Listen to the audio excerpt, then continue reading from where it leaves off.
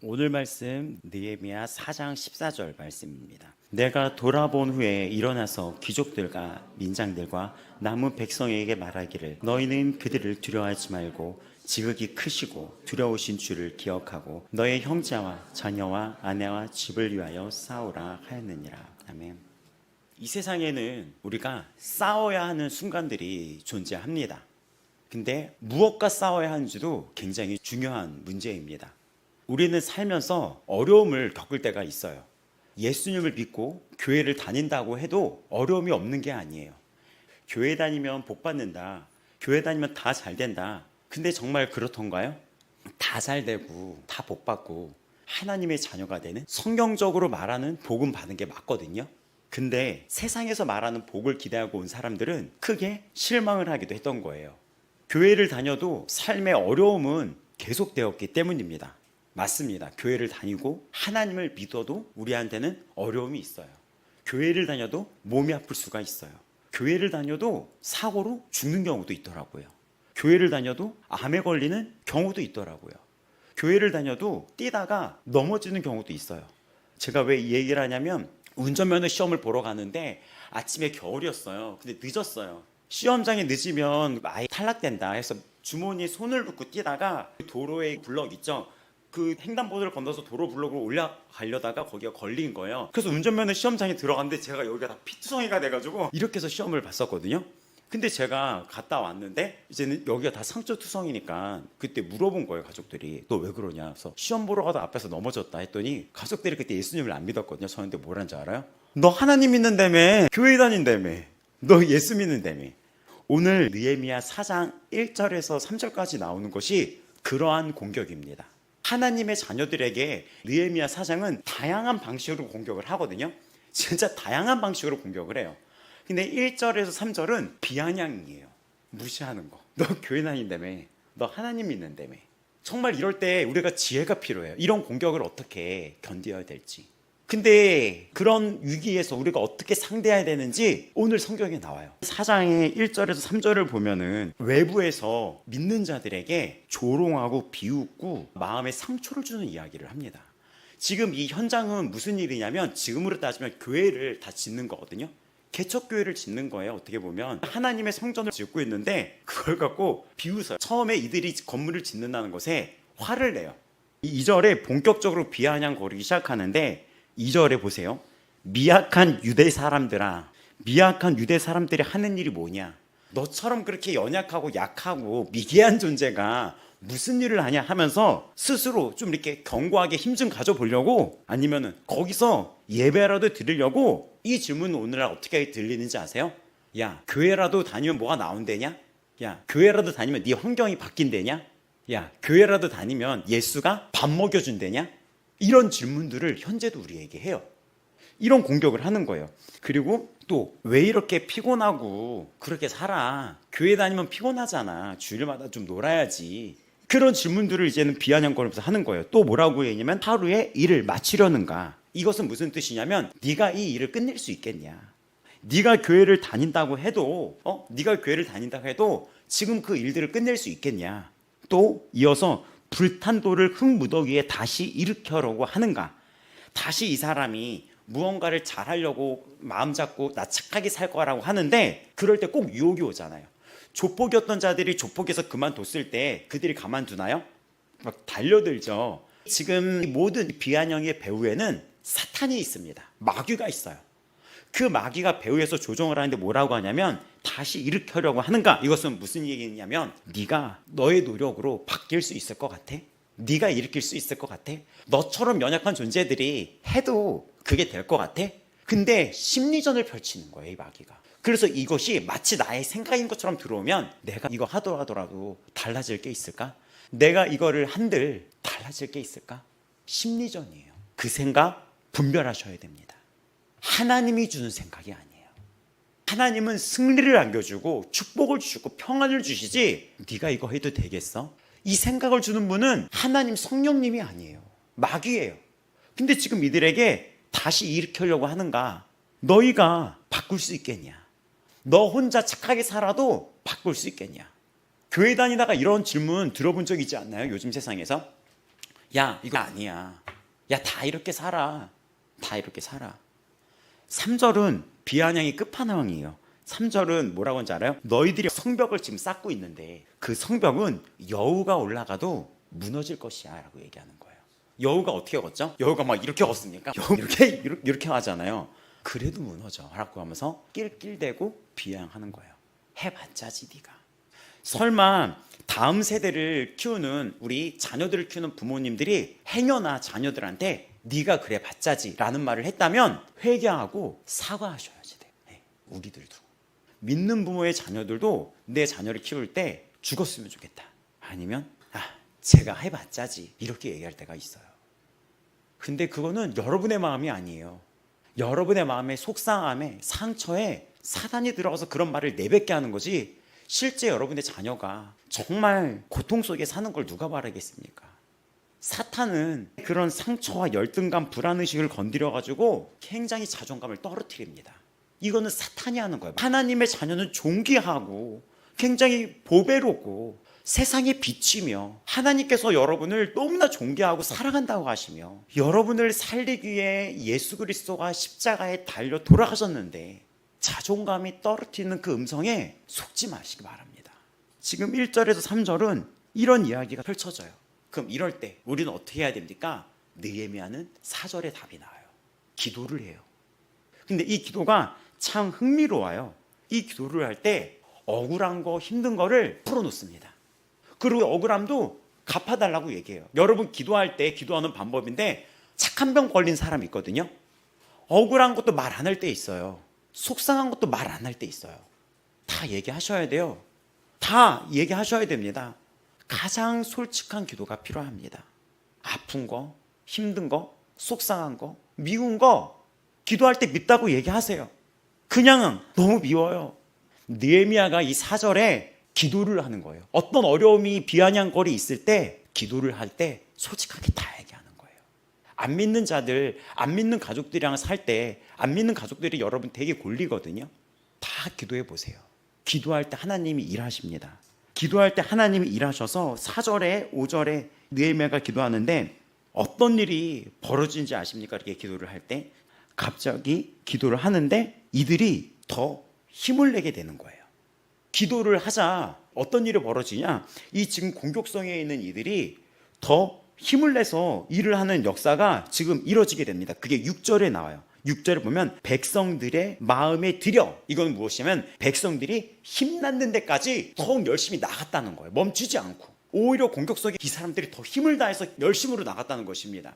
기도할 때는 역사가 일어나요. 여러분이 기도할 때 일어나는 일이 이런 일이에요.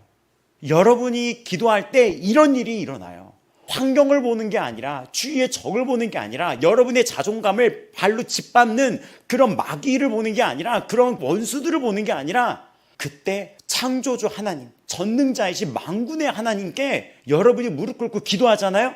그럼 이런 일이 생기는 거예요. 지금 갑자기 이들이 다시 힘을 발하는 거예요. 끝날 줄 알았는데 이들이 막 힘을 내는 거예요. 근데 사탄도 가만히 안 있어. 보통이 아니야. 너희들 그래? 우리도 가만히 안 있어. 그래서 기도는 끝까지 해야 됩니다.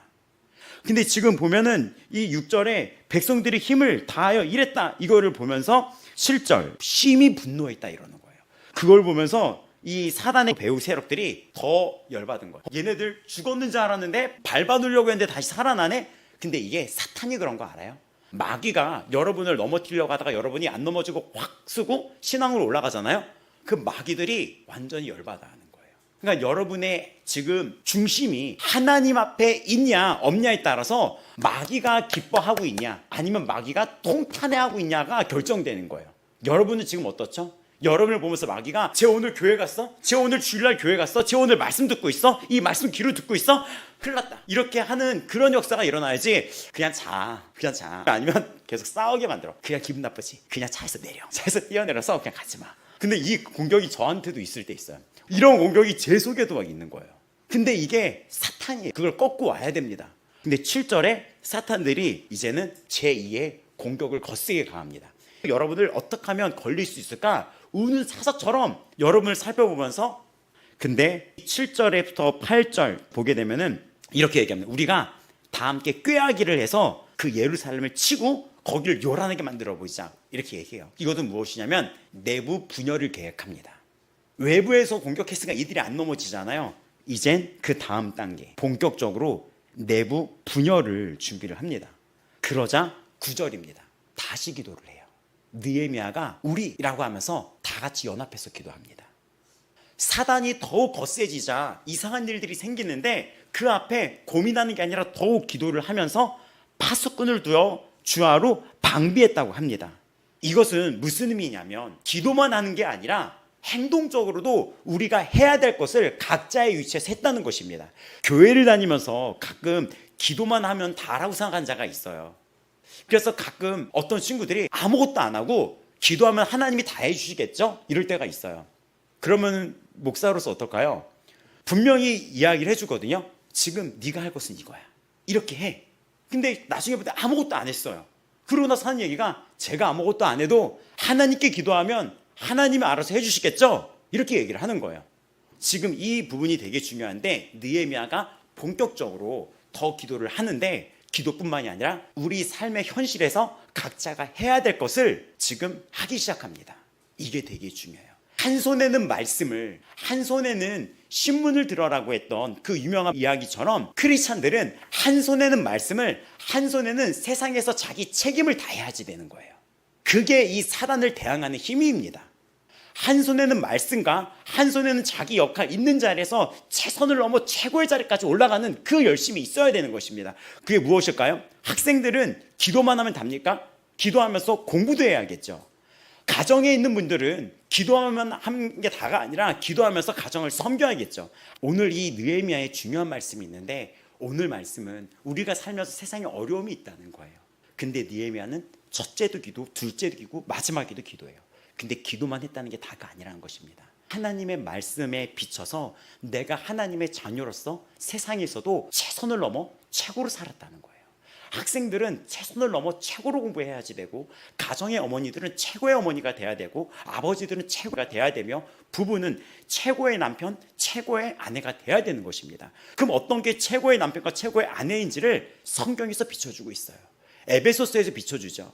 아내는 남편에게 복종하라고 합니다. 그거 보고 여자들이 막 기분 나빠했대요. 근데 기분 나빠할 필요가 없어요. 그 남자가 더 심한 희생을 강요하니까. 남편은 아내를 예수 그리스도가 교회를 사랑했듯 사랑하라는 거예요. 예수님이 교회를 사랑하기 위해서 무엇을 내어줬죠? 목숨을, 생명을 내어줬잖아요. 남편을, 아내를 목숨 다해, 이 아내를 위해서 목숨 다해 사랑하라는 거예요.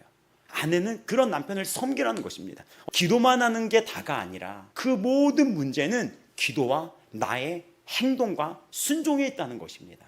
직장 생활하는 분들은 그 직장에서 최고의 직장인이 되어야 되는 거예요. 기도만 한다는 게 다가 아니라 피해를 주지 말아야 되는 것입니다. 이러한 일 속에서 또 느헤미야가 기도를 해요. 각자 역할을 더 열심히 해라. 게을리하지 말아라. 기도하자.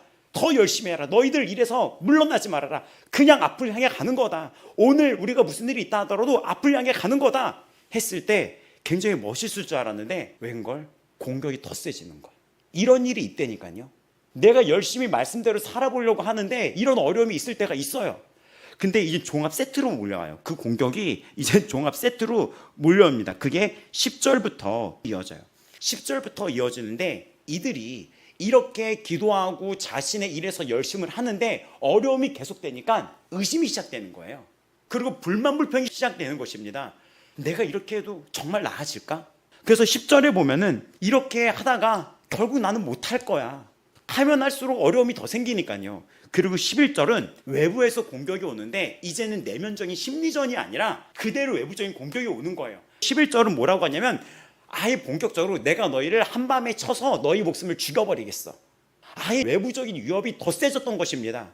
근데 여기서 중요한 것은 12절입니다. 12절에서 우리에게 펼쳐지는 공격이에요. 내부와 외부의 그 경계 사이에 있는 동족들 안에서 있는 내부 분열의 공격이 시작이 됩니다. 왜냐, 이들이 계속해서 지금 일을 하고 있는데 동족들이 오더니 가족들이 오더니 야, 너 그만둬. 너 이거 그만둬. 지금 우리 다 죽이러 온대. 공포 바이러스가 퍼지는 거예요. 그러니까 이 분별력이 없어지는 거예요. 진짜 이거 하면 안 될까? 이거 하면 나는 끝장이 날까? 인생에는 이런 순간이 있거든요. 하나님을 믿고 걸어가는 게 마치 외줄타기에서 그 믿음을 걸어가는 게 외줄타기에서 아슬아슬하게 걸어가는 것 같기도 하고, 아니면 예수님이 베드로에게 너 나에게 오라 라고 했을 때 배에서 내려서 그 물을 걸어가는 것 같은 그런 아슬아슬한 순간이 와요. 근데 그런 아슬아슬한 순간에서 이들이 뭐라고 하냐면, 가까운 이들이 그 내부 안에서 우리 이게 맞을까? 이 길이 맞을까? 우리 정말 이거 잘 선택한 거 맞을까? 하지 말자. 그거를 10번이나 얘기했대요. 10번이면 사람이 이렇게 휘말려요. 그것도 가까운 사람이. 이거 아닌 것 같아. 이거 하나님 뜻 아닌 것 같아. 이거 우리의 기도했다 하더라도 이 정도 공격이면 이거 하지 말라는 거 아니야? 이런 공포와 불안이 퍼지기 시작합니다. 그래서 12절의 방해 요소는 정말 내부의 분열인 거예요. 내부의 분열을 노린다는 점에서 이 12절은 가장 교활한 거예요. 그래서 또 이들이 내부의 분열에 뭐라고 얘기하냐면, 너 그냥 평범하게 살아. 적당하게 벌고 그냥 평범하게 살아. 안전을 얘기하는 거예요.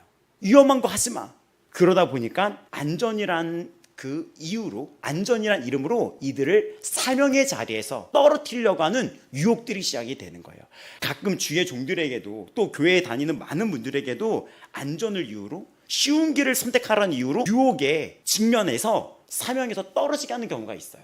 주의 종들에게도. 아니면 여러분의 나이를 자꾸 얘기해요. 그 나이에서는 그냥 이렇게 해야지.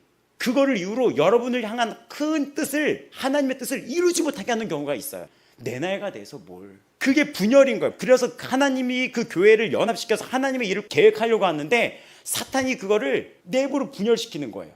또 거기에는 쉬운 길을 택하라고 합니다. 근데 성경은 그게 아니라 좁고 협착한 길로 가려고 얘기를 하죠. 오늘의 본문인 결론이 되는 14절에 펼쳐집니다. 그때 이 뒤숭숭한 분위기 속에서 오늘 14절 본문을 눈으로 다시 한번 보겠습니다. 내가 돌아본 후에 일어나서 주위를 둘러봤더니 의심도 있고 공포 분위기도 있고 쉬운 길로 갈까 하는 분위기도 있는데, 귀족들과 민장들과 남은 백성에게 말하길 너희는 그들을 두려워하지 말고 지극히 크시고 두려우신 주를 기억하고 너희 형제와 자녀와 아내와 집을 위하여 싸우라. 그들을 두려워하지 말고 두려우신 주님을, 하나님을 기억하라. 우리가 싸워야 할 이유가 여기서 나옵니다. 싸워야 할 이유까지 담겨 있어요. 사랑하는 이들이 있고, 우리에게는 중요한 가치가 있고, 우리에게는 지켜야 될 것들이 있어요. 포기하지 말라는 거예요. 지금 우리가 싸워야 할 이유가 첫 번째, 하나님을 기억하기 위해서 우리는 싸워야 합니다. 오늘 본문에 보면은 우리의 삶에서 하나님이 가장 중요하신 분이심을 잊지 않기 위해서 우리가 싸울 수 있는 거예요. 우리의 시선이 하나님께서 멀어지는 세상의 유혹이나 물질이나 만능주의, 자아, 교만 이런 거에 있는 것이 아니라 하나님을 기억하면서 내가 이것들과 싸우는 거예요. 이것이 다 배설물 같다는 걸 기억하라는 것입니다. 이 땅의 주인이 하나님이라는 것을 기억하라는 거예요.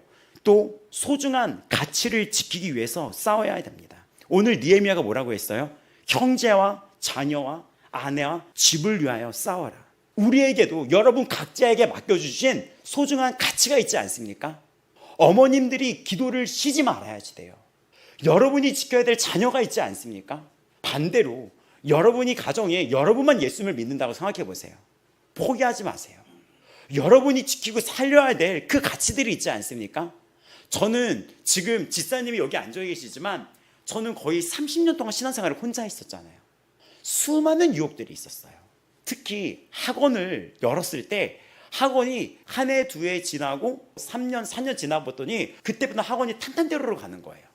그랬더니 이 마음에 뭐가 들어오냐면, 내가 이 공간을 나가서 굉장히 어디 중심지로 가가지고 학원도 차리고 오피스텔도 없고 이래도 이 물질이 되는구나. 저는 소중한 가치를 자꾸 잊어버리는 거예요. 소중한 가치는 우리 가족들이 천국 가고 지옥 가지 않고 생명의 길로 들어가는 것인데, 이 물질이 들어왔더니 제가 자꾸 잊어버리는 거예요.